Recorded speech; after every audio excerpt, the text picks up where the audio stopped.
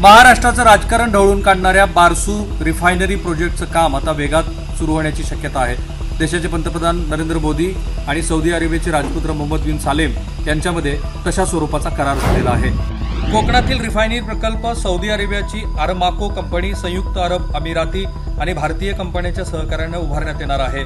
या प्रकल्पामुळे भारत आणि सौदी अरेबियाची मैत्री आणखी दृढ झाली आहे, असं पंतप्रधान नरेंद्र मोदी यांनी म्हटलं आहे. सुमारे 4 लाख कोटीच्या या प्रकल्पाच्या कामावर देखरेख ठेवण्यासाठी एक समिती स्थापन करण्यात आली आहे. दरम्यान मोदी आणि राजकुमार सलमान यांच्यामध्ये झालेल्या बैठकीत हायड्रोकार्बन, संरक्षण, सेमीकंडक्टर आणि अंतराळ क्षेत्रातील सहकार्य वाढवण्यावरही चर्चा झाली आहे. आगामी काही वर्षांमध्ये सौदी अरेबिया भारतामध्ये 8.20 लाख कोटी रुपयाची गुंतवणूक करणार आहे. कॅमेरा पर्सन सूरज माळीसह मी राहुल कुलकर्णी, एबीपी माझा. राजापूर तालुक्यातील बारसू रिफायनरी विरोधी संघटनांनी मनसे अध्यक्ष राज ठाकरे आणि राष्ट्रवादी काँग्रेसचे अध्यक्ष शरद पवार यांची मुंबईत येऊन भेट घेतली. गणेशोत्सवानंतर राज ठाकरे हे बारसू येथील स्थानिक नागरिकांची भेट घेतील, अशी माहिती संघटनांच्या पदाधिकाऱ्यांनी दिली आहे. बारसू रिफायनरी विरोधी भूमिकेला ठाकरे बंधूंसह शरद पवारांनी आम्हाला पाठिंबा दिला असल्याचं संघटनांच्या पदाधिकाऱ्यांनी एबीपी माझाशी बोलताना सांगितलं. या पदाधिकाऱ्यांच्या म्हणण्यानुसार राज ठाकरे कातळ शिल्पांचं संवर्धन व्हावं यासाठी आग्रही आहेत. तसंच त्यांनी आधीपासूनच रिफायनरी विरोधात भूमिका घेतली आहे. शरद पवार यांनी बारसू आंदोलकांवर दाखल झालेले गुन्हे मागे घेण्यासाठी गृहमंत्री देवेंद्र फडणवीस यांना पत्र लिहिलं आहे. मराठा आंदोलकांवर दाखल झालेले खोटे गुन्हे मागे घेतात, तर मग कोकणवासियांवर बारसू आंदोलनावेळी दाखल झालेले खोटे गुन्हे राज्य सरकार का मागे घेत नाही, असा सवालही संघटनांनी राज्य सरकारला विचारला आहे. पंतप्रधान नरेंद्र मोदी आणि सौदीचे राजकुमार मोहम्मद बिन सलमान यांच्या झालेल्या चर्चेनंतर बारसू रिफायनरीच्या कामकाजासंदर्भात जरी समिती गठीत केली जात असेल तरी या समितीला आम्ही गांभीर्याने घेत नाही आणि आमचा रिफायनरी विरोधातला लढा असाच कायम सुरू राहील, अशी माहिती रिफायनरी विरोधी संघटनेचे पदाधिकारी सत्यजित चव्हाण यांनी दिली. कॅमेरामॅन अनिल संघारेसह वेदांत नायक, एबीपी माझा, मुंबई.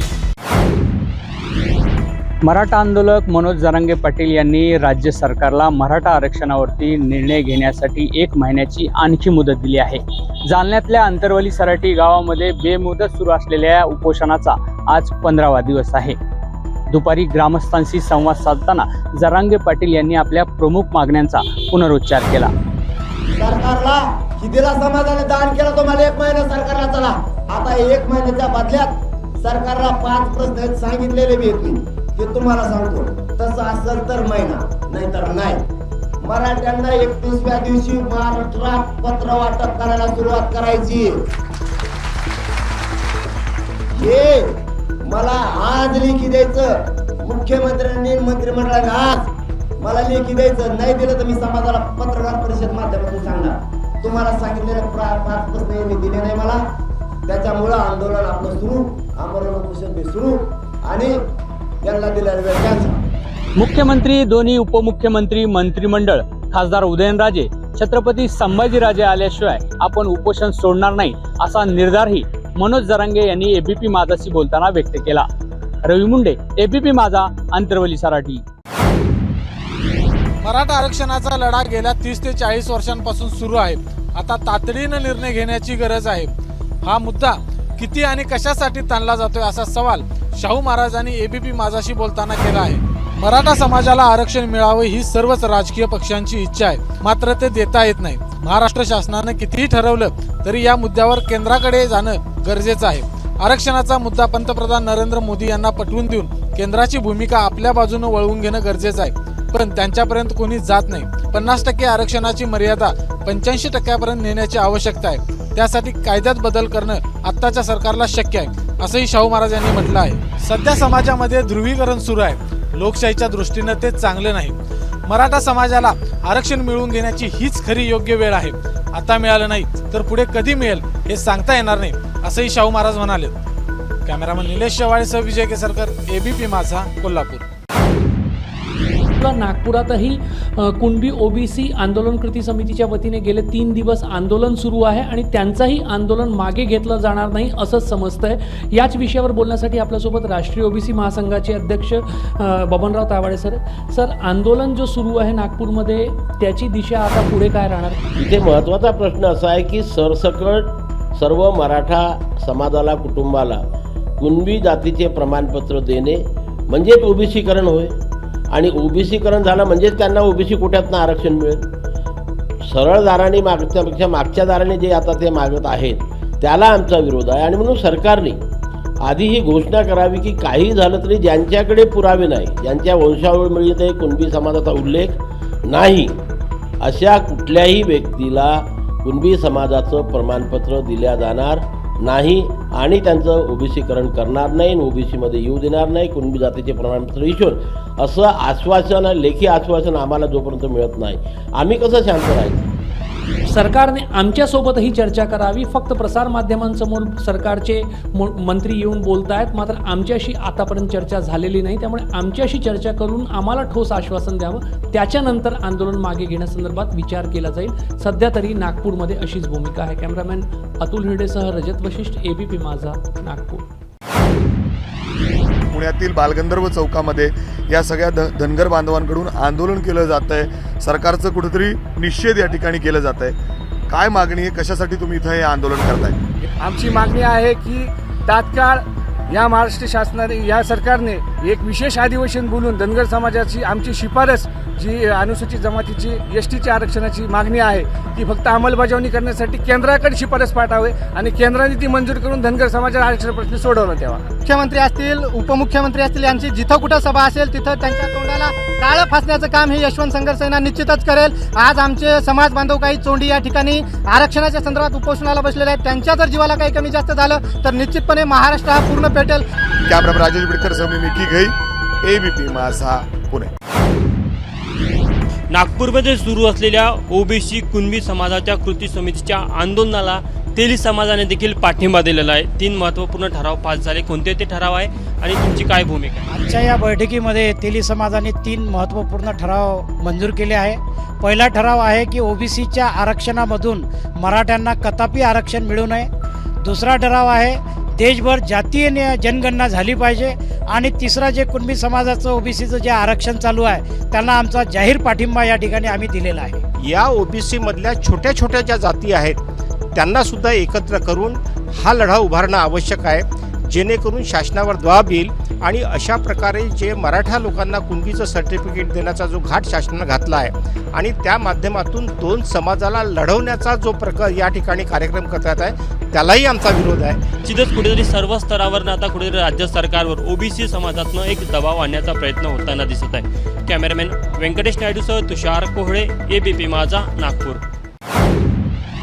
डिझेल वाहनांवर 10% GST कराचा कुठलाही प्रस्ताव सरकारच्या विचाराधीन नाही, असं स्पष्टीकरण केंद्रीय मंत्री नितीन गडकरींनी आज दिलं.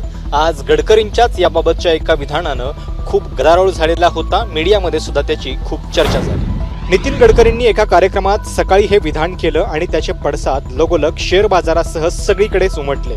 मी एक पत्रच तयार ठेवलेलं आहे, लवकरच अर्थमंत्र्यांना हे पत्र देणार आहे, ज्याद्वारे डिझेल गाड्यांच्या वरती 10% GST लावण्याचा प्रस्ताव आपला असल्याचं त्यांनी म्हटलं.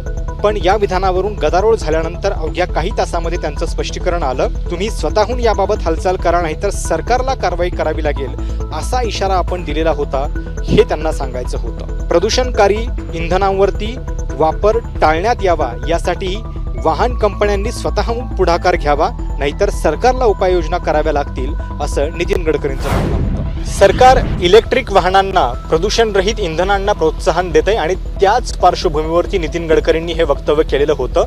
पण या वक्तव्यावरून बरेच अर्थ काढले गेल्यानंतर अवघ्या काही तासात ते मागे देखील घेण्यात आलं. कॅमेरामॅन वेद पांडेसह प्रशांत कदम, ABP माझा, नवी दिल्ली. जळगाव जिल्ह्यातील पाचोरा शहरात हजारो लाभार्थ्यांच्या उपस्थितीत राज्य सरकारचा शासन आपल्या दारी हा कार्यक्रम पार पडला.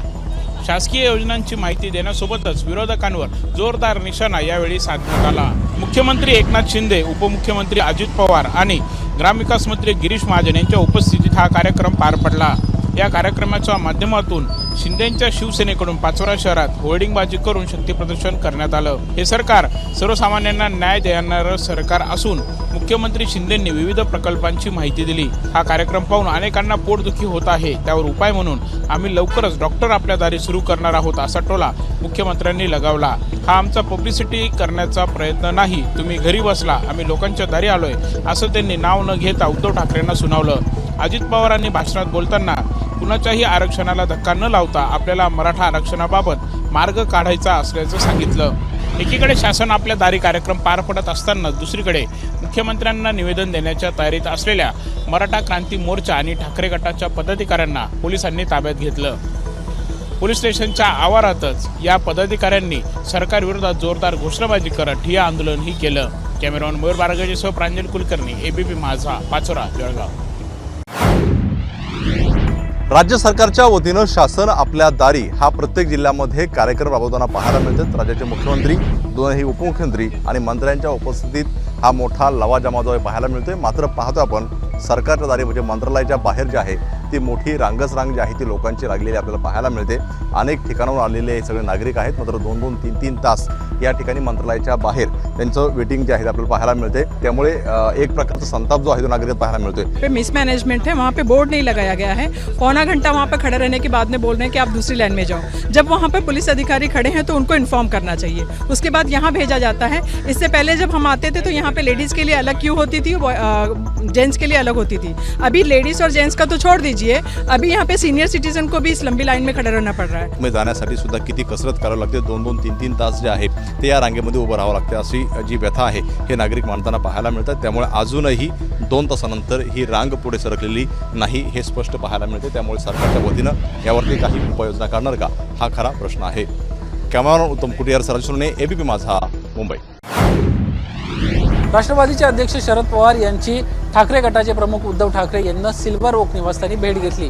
तब्बल 2 तास झालेली या भेटीबाबत दोन्ही पक्षांच्या वतीनं अधिकृत कुठल्याही पद्धतीची काय चर्चा झाली याबाबतची माहिती देण्यात आली नाही। भाजप विरोधी पक्षांच्या इंडिया आघाडीच्या समन्वय समितीची पहिली बैठक ही बुधवारी शरद पवारांच्या नवी दिल्लीतल्या निवासस्थानी होणार आहे। त्या बैठकीत आगामी लोकसभा निवडणुकीचं जागा वाटप आणि इंडिया आघाडीची रणनीती याविषयी चर्चा होणार आहे। त्याच पार्श्वभूमीवर उद्धव ठाकरेंनी शरद पवारांची भेट घेऊन लोकसभा निवडणुकीच्या राज्यातल्या जागा वाटपाविषयी बोलणी केल्याचं समजतंय। आगामी लोकसभा निवडणूक ही येत्या काही महिन्यांमध्ये होणार आहे, त्या दृष्टीनं राज्यातल्या जागा वाटपाविषयी आतापासूनच व्यूह रचना करण्याचा ठाकरे आणि पवारांचा प्रयत्न असल्याचं बोललं जात आहे। कारण शिवसेना आणि राष्ट्रवादी काँग्रेस या दोन्ही पक्षांमध्ये झालेल्या बंडानं ठाकरे आणि पवारांच्या राज्यातल्या ताकदीवर परिणाम झाला आहे।